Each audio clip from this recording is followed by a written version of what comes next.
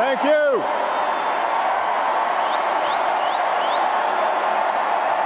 Thank you. Thank you.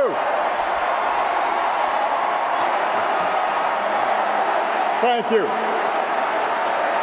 Thank you so much. Thank you, everybody.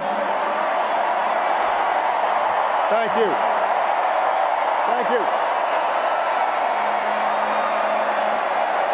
Thank you so much, everybody. Thank you. Thank you. Thank you, everybody.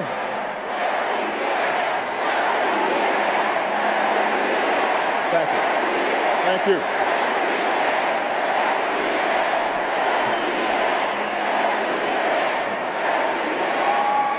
Thank you so much, everybody.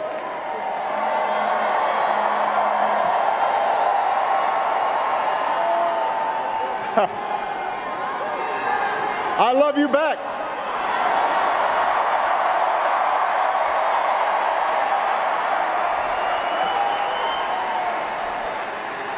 Hello, America.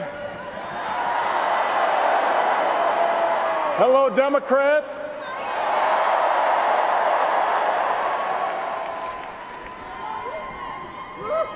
So, 12 years ago tonight, I addressed this convention for the very first time. You met my two little girls, Malia and Sasha, now two amazing young women who just fill me with pride. You fell for my brilliant wife and partner, Michelle,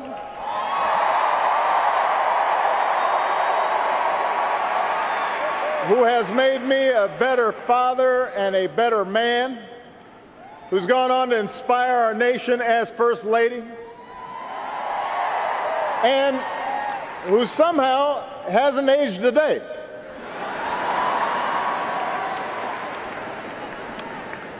I know, the same cannot be said for me.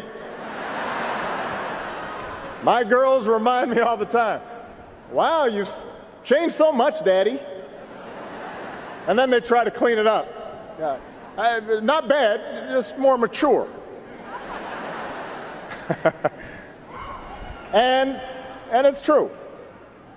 I was so young that first time in Boston. And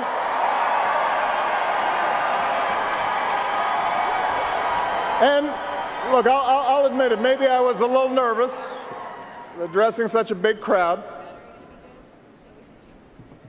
But I was filled with faith.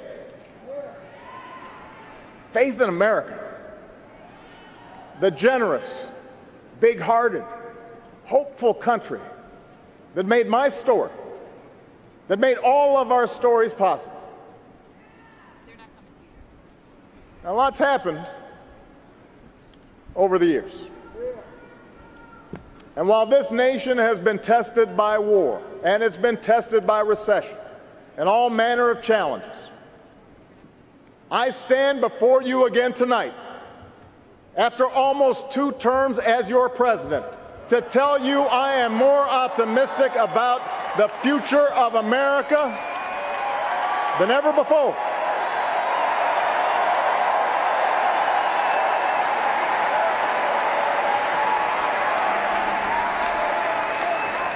How could I not be? After all that we've achieved together. After the worst recession in 80 years, we fought our way back. We've seen deficits come down, 401ks recover, an auto industry set new records, unemployment reach 8-year lows, and our businesses create 15 million new jobs. After a century of trying, we declared that health care in America is not a privilege for a few, it is a right for everybody.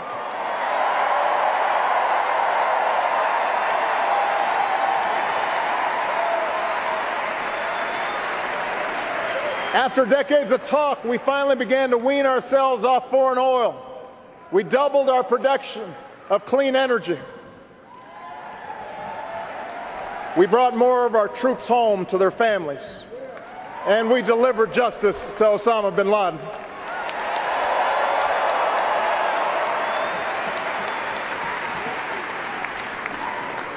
Through diplomacy, we shut down Iran's nuclear weapons program. We opened up a new chapter with the people of Cuba, brought nearly 200 nations together around a climate agreement that could save this planet for our children.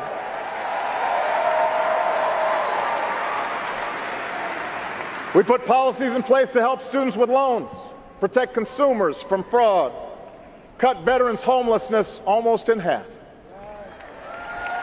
And through countless acts of quiet courage, America learned that love has no limits, and marriage equality is now a reality across the land.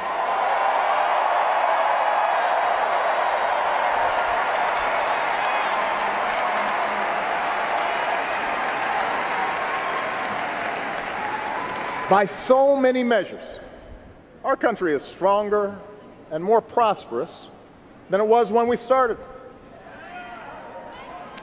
And through every victory and every setback, I've insisted that change is never easy and never quick, that we wouldn't meet all of our challenges in one term or one presidency or even in one lifetime.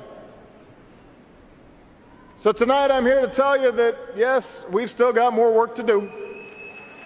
More work to do for every American still in need of a good job or a raise, paid leave or a decent retirement, for every child who needs a sturdier ladder out of poverty or world-class education, for everyone who has not yet felt the progress of these past 7.5 years.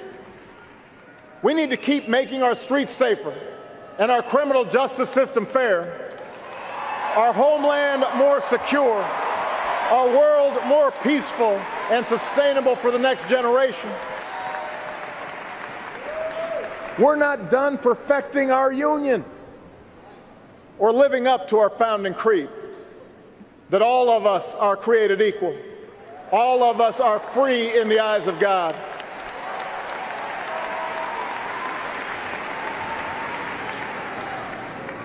And that work involves a big choice this November. I think it's fair to say this is not your typical election. It's not just a choice between parties or policies, the usual debates between left and right. This is a more fundamental choice about who we are as a people and whether we stay true to this great American experiment in self-government. Look, we Democrats have always had plenty of differences with the Republican Party, and there's nothing wrong with that. It's precisely this contest of ideas that pushes our country forward.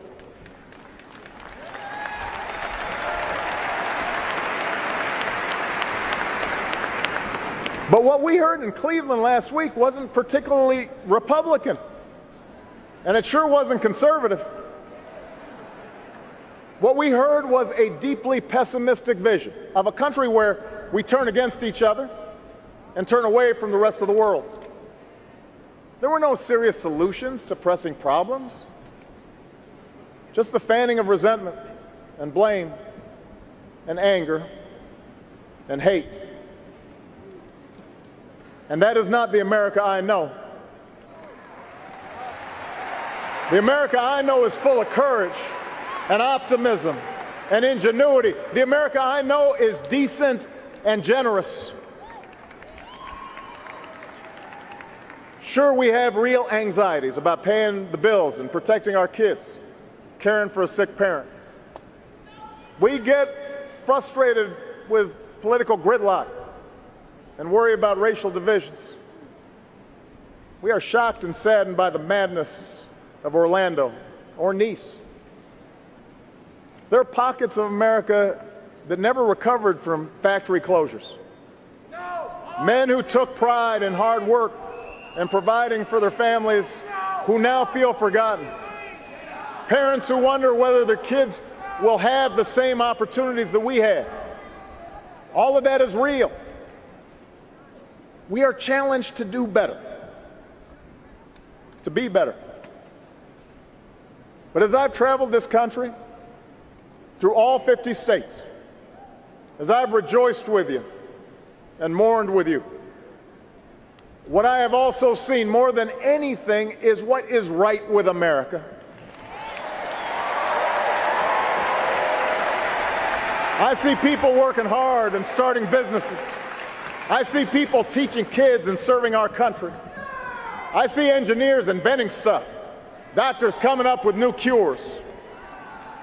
I see a younger generation full of energy and new ideas, not constrained by what is, ready to seize what ought to be.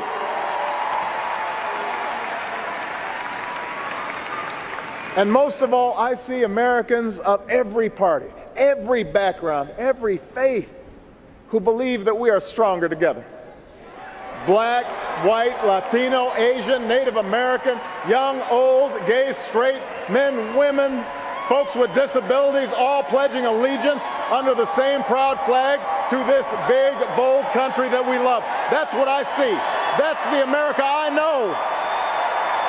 And there is only one candidate in this race who believes in that future, has devoted her life to that future, a mother and a grandmother who would do anything to help our children thrive.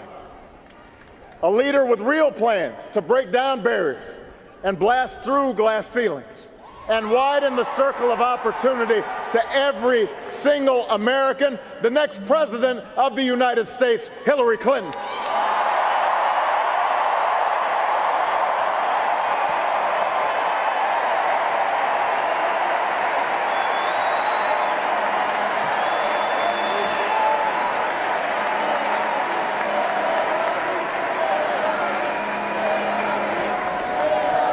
Now, 8 years ago,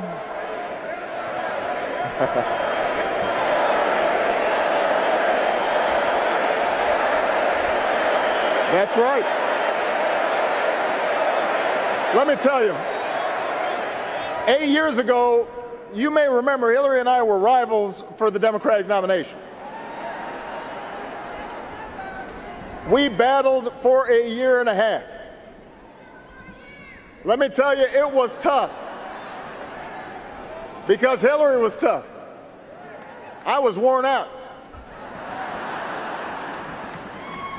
She was doing everything I was doing, but just like Ginger Rogers, it was backwards in heels.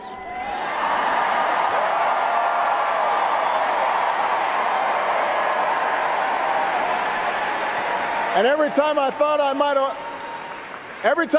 might have the race won, Hillary just came back stronger. But after it was all over, I asked Hillary to join my team. And she was a little surprised. Some of my staff was surprised. But ultimately, she said yes, because she knew that what was at stake was bigger than either of us. And for 4 years, I had a front row seat to her intelligence, her judgment, and her discipline. I came to realize that her unbelievable work ethic wasn't for praise, it wasn't for attention, that she was in this for everyone who needs a champion. I understood that after all these years, she has never forgotten just who she's fighting for. Hillary's still got the tenacity that she had as a young woman, working at the Children's Defense Fund, going door to door to ultimately make sure kids with disabilities could get a quality education. She's still got the heart she showed as our First Lady, working with Congress to help push through a children's health insurance program that to this day protects millions of kids.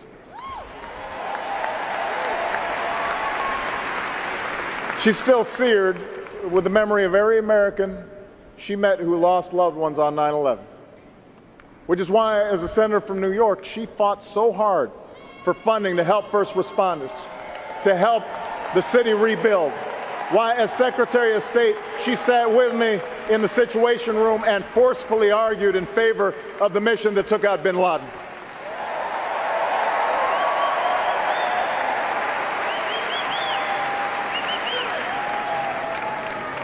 You know, nothing truly prepares you for the demands of the Oval Office. You can read about it, you can study it, but until you've sat at that desk, you don't know what it's like to manage a global crisis or send young people to war. But Hillary's been in the room.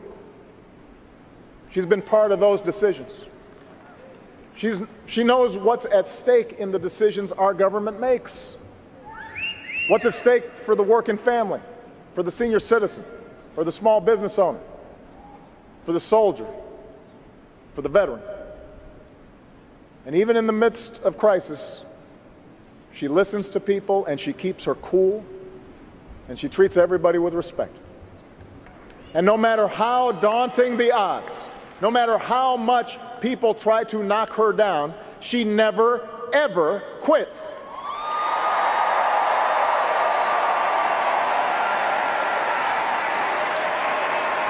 That is the Hillary I know. That's the Hillary I've come to admire. And that's why I can say with confidence, there has never been a man or a woman, not me, not Bill, nobody, more qualified than Hillary Clinton to serve as President of the United States of America.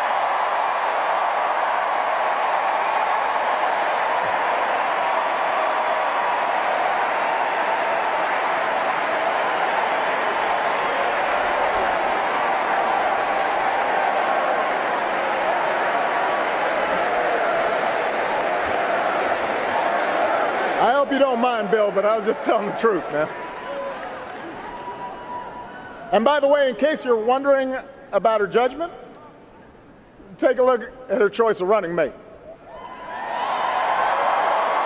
Tim Kaine is as good a man, as humble and as committed a public servant as anybody that I know. I know his family. I love Ann. I love their kids. He will be a great vice president. He will make Hillary a better president, just like my dear friend and brother Joe Biden has made me a better president.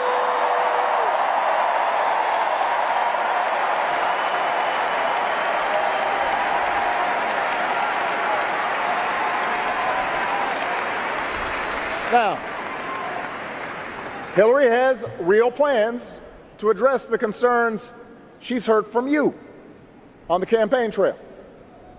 She's got specific ideas to invest in new jobs, to help workers share in their company's profits, to help put kids in preschool and put students through college without taking on a ton of debt. That's what leaders do.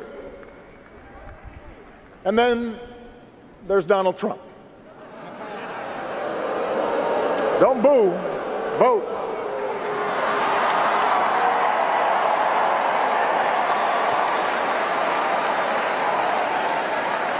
Yeah, the Donald is not really a plans guy. He's not really a facts guy either.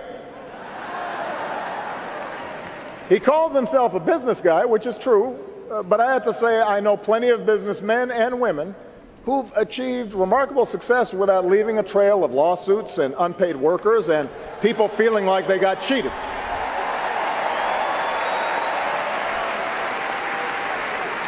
Does anyone really believe that a guy who spent his 70 years on this earth showing no regard for working people is suddenly going to be your champion, your voice? If so, you should vote for him. But if you're someone who's truly concerned about paying your bills, if you're really concerned about pocketbook issues and seeing the economy grow and creating more opportunity for everybody, then the choice isn't even close. If you want someone with a lifelong track record of fighting for higher wages and better benefits and a fairer tax code and a bigger voice for workers and stronger regulations on Wall Street, then you should vote for Hillary Clinton.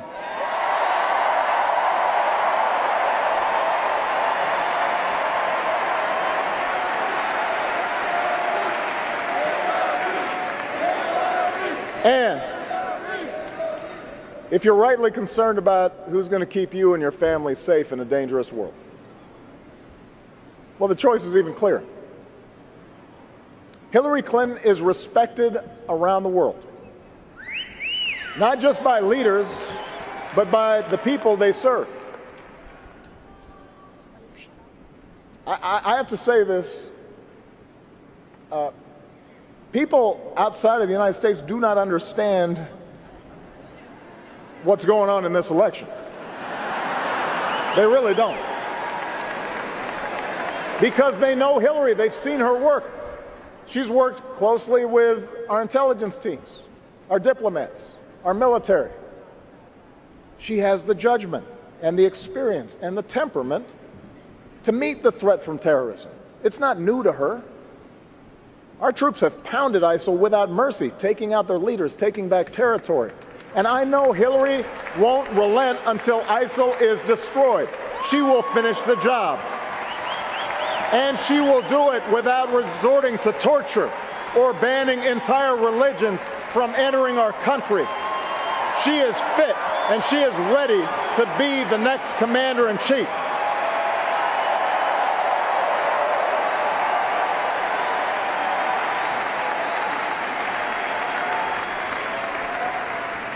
Meanwhile, Donald Trump calls our military a disaster. Apparently, he doesn't know the men and women who make up the strongest fighting force the world has ever known.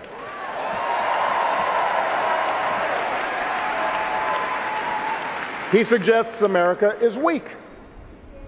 He must not hear the billions of men and women and children from the Baltics to Burma who still look to America to be the light of freedom and dignity and human rights. He cozies up to Putin, praises Saddam Hussein, tells our NATO allies that stood by our side after 9/11 that they have to pay up if they want our protection. Well, America's promises do not come with a price tag. We meet our commitments. We bear our burdens. That's one of the reasons why almost every country on earth sees America as stronger and more respected today than they did 8 years ago when I took office.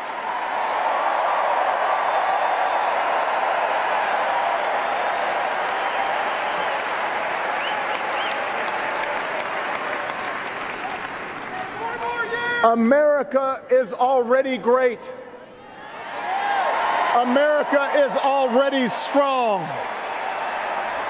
And I promise you, our strength, our greatness, does not depend on Donald Trump. In fact, it doesn't depend on any one person. And that, in the end, may be the biggest difference in this election. The meaning of our democracy. Ronald Reagan called America a shining city on a hill.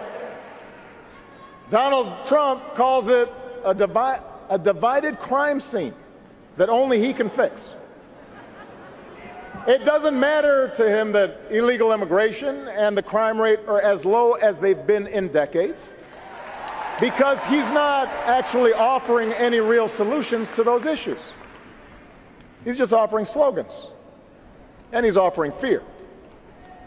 He's betting that if he scares enough people, he might score just enough votes to win this election. And that's another bet that Donald Trump will lose. And the reason he'll lose it is because he's selling the American people short. We're not a fragile people. We're not a frightful people. Our power doesn't come from some self-declared savior promising that he alone can restore order as long as we do things his way. We don't look to be ruled. Our power comes from those immortal declarations first put to paper right here in Philadelphia all those years ago. We hold these truths to be self-evident, that all men are created equal, that we, the people, can form a more perfect union. That's who we are. That's our birthright. The capacity to shape our own destiny.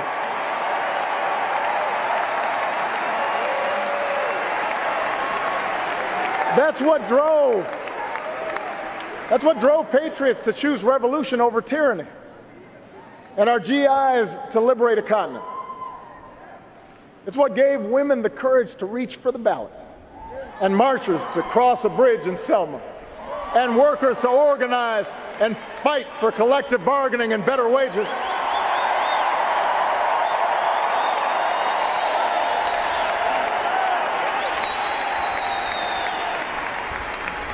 America's never been about what one person says he'll do for us. It's about what can be achieved by us together through the hard and slow and sometimes frustrating, but ultimately enduring work of self-government. And that's what Hillary Clinton understands. She knows that this is a big, diverse country. She has seen it. She's traveled. She's talked to folks. And she understands that most issues are rarely black and white. She understands that even when you're 100% right, getting things done requires compromise. That democracy doesn't work if we constantly demonize each other. She knows that for progress to happen, we have to listen to each other and see ourselves in each other and fight for our principles, but also fight to find common ground, no matter how elusive that may sometimes seem. Hillary knows we can work through racial divides in this country when we realize the worry black parents feel when their son leaves the house isn't so different than what a brave cop's family feels when he puts on the blue and goes to work. That we can honor police and treat every community fairly. We can do that.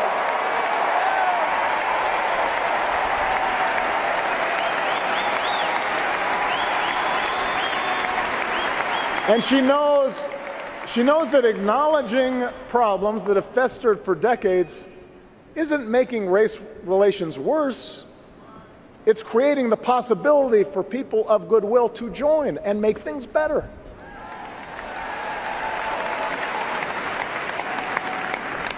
Hillary knows we can insist on a lawful and orderly immigration system while still seeing striving students and their toiling parents as loving families, not criminals or rapists. Families that came here for the same reason our forebears came, to work and to study and to make a better life in a place where we can talk and worship and love as we please. She knows their dream is quintessentially American, and the American dream is something no wall will ever contain.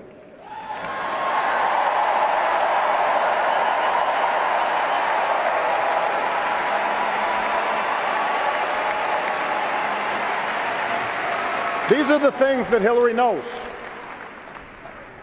It can be frustrating, this business of democracy. Trust me, I know. Hillary knows too. When the other side refuses to compromise, progress can stall. People are hurt by the inaction. Supporters can grow impatient and worry that you're not trying hard enough, that you've maybe sold out. But I promise you, when we keep at it, when we change enough minds, when we deliver enough votes, then progress does happen. And if you doubt that, just ask the 20 million more people who have health care today. Just ask the Marine who proudly serves his country without hiding the husband that he loves.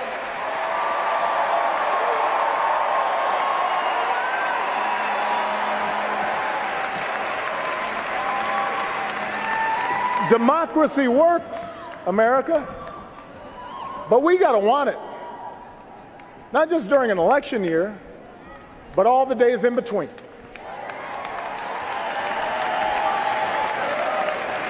So if you agree that there's too much inequality in our economy and too much money in our politics, we all need to be as vocal and as organized and as persistent as Bernie Sanders supporters have been during this election.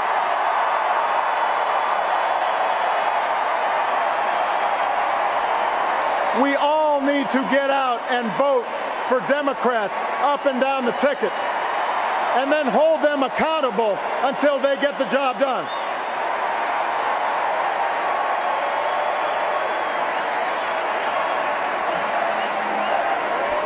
That's right, feel the burn. If you want more justice in the justice system, then we've all got to vote not just for a president, but for mayors and sheriffs and state's attorneys and state legislatures. That's where the criminal law is made. And we've got to work with police and protesters until laws and practices are changed. That's how democracy works. If you want to fight climate change, we've got to engage not only young people on college campuses, we've got to reach out to the coal miner who's worried about taking care of his family, the single mom worried about gas prices.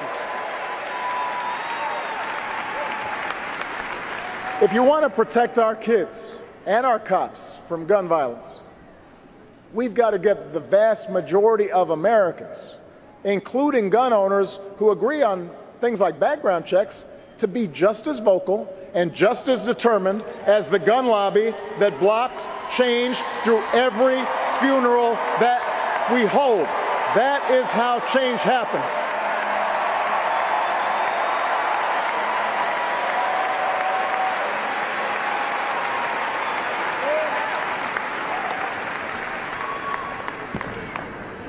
Look, Hillary's got her share of critics. She has been caricatured by the right and by some on the left. She has been accused of everything you can imagine and some things that you cannot. But she knows that's what happens when you're under a microscope for 40 years.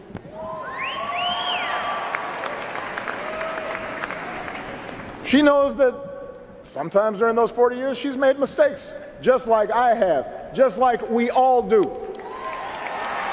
That's what happens when we try.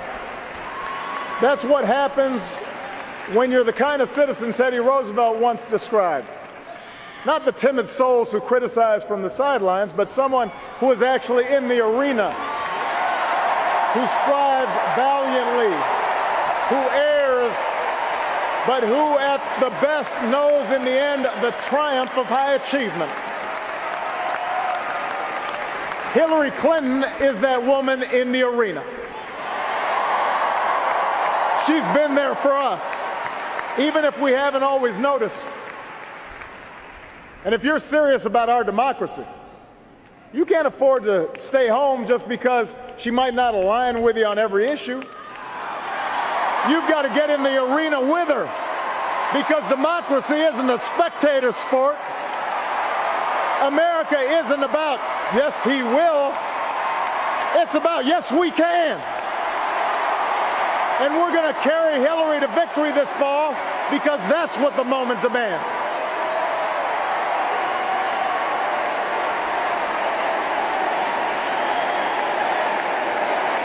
Yes, we can. Not yes, she can, not yes, I can. Yes, we can.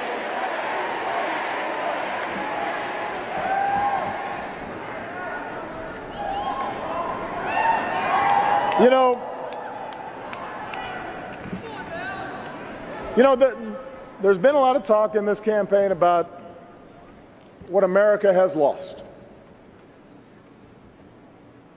People who tell us that our way of life is being undermined by pernicious changes and dark forces beyond our control. They tell voters there's a real America out there that must be restored. This isn't an idea, by the way, that started with Donald Trump. It's been peddled by politicians for a long time, probably from the start of our republic. And it's gotten me thinking about the story I told you 12 years ago tonight, about my Kansas grandparents and the things they taught me when I was growing up. See, my grandparents, they came from the heartland. Their ancestors began settling there about 200 years ago. I don't know if they had their birth certificates, but they were there. And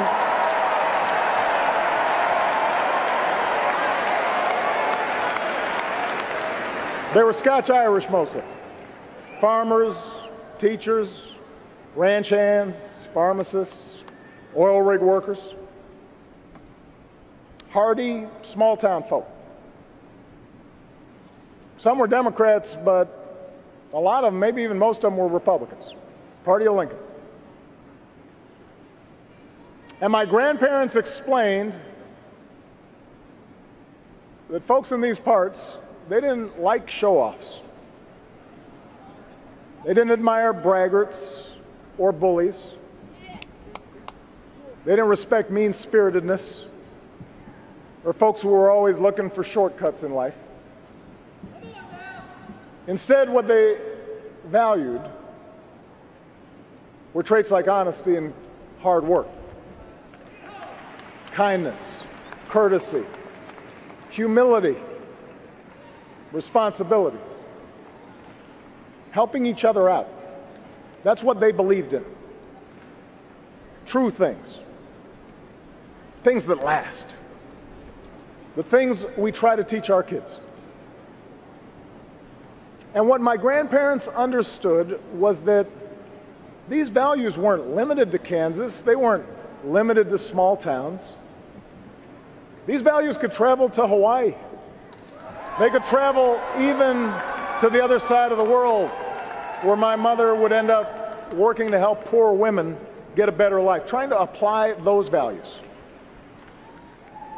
My grandparents knew these values weren't reserved for one race. They could be passed down to a half Kenyan grandson or a half Asian granddaughter. In fact, they were the same values Michelle's parents, the descendants of slaves, taught their own kids living in a bungalow on the south side of Chicago. They knew these values were exactly what drew immigrants here.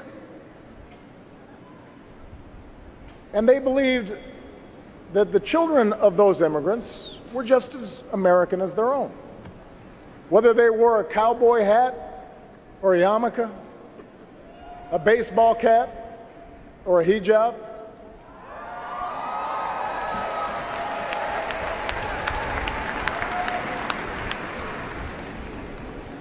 America has changed over the years. But these values that my grandparents taught me, they haven't gone anywhere. They're as strong as ever. Still cherished by people of every party, every race, every faith. They live on in each of us. What makes us American, what makes us patriots, is what's in here. That's what matters. And that's why we can take the food and music and holidays and styles of other countries and blend it into something uniquely our own. That's why we can attract strivers and entrepreneurs from around the globe to build new factories and create new industries here. That's why our military can look the way it does. Every shade of humanity forged into common service. That's why anyone who threatens our values, whether fascists or communists or jihadists or homegrown demagogues, will always fail in the end.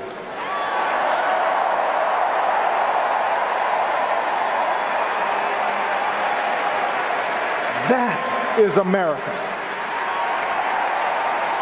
That is America. Those bonds of affection, that common creed. We don't fear the future, we shape it. We embrace it as one people, stronger together than we are on our own. That's what Hillary Clinton understands. This fighter, this stateswoman, this mother and grandmother, this public servant, this patriot, that's the America she's fighting for.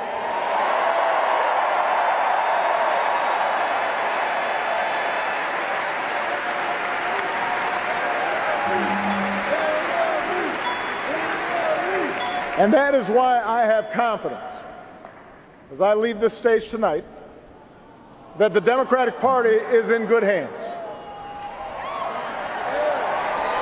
My time in this office, it hasn't fixed everything. As much as we've done, there's still so much I want to do. But for all the tough lessons I've had to learn, for all the places where I've fallen short, I've told Hillary, and I'll tell you what's picked me back up every single time. It's been you, the American people. It's the letter I keep on my wall from a survivor in Ohio who twice almost lost everything to cancer, but urged me to keep fighting for health care reform, even when the battle seemed lost. Do not quit.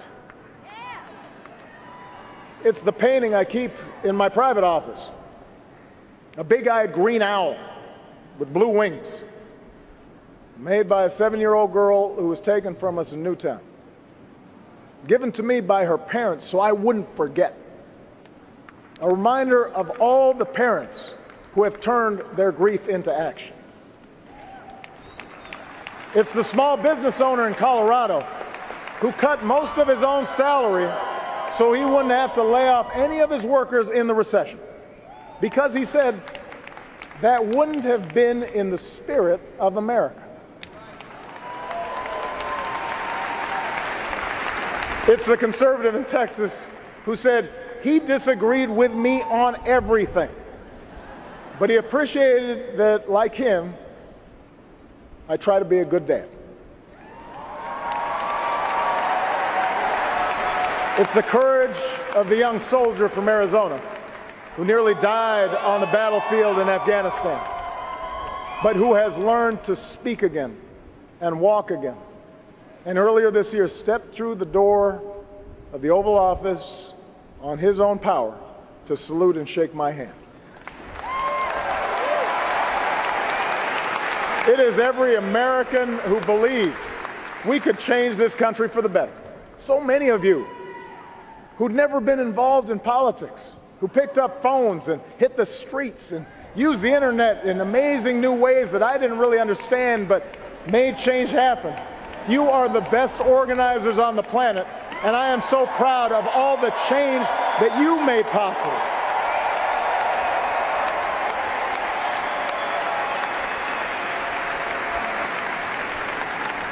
Time and again, you've picked me up.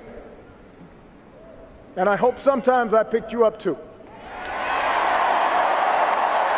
And tonight, I ask you to do for Hillary Clinton what you did for me. I ask you to carry her the same way you carried me, because you're who I was talking about 12 years ago when I talked about hope. It's been you who fueled my dogged faith in our future, even when the odds were great, even when the road is long. Hope in the face of difficulty, hope in the face of uncertainty, the audacity of hope. America, you've vindicated that hope these past 8 years. And now I'm ready to pass the baton and do my part as a private citizen. So this year, in this election, I'm asking you to join me to reject cynicism and reject fear, and to summon what is best in us to elect Hillary Clinton as the next president of the United States and show the world We still believe in the promise of this great nation. Thank you for this incredible journey. Let's keep it going. God bless you. God bless the United States of America.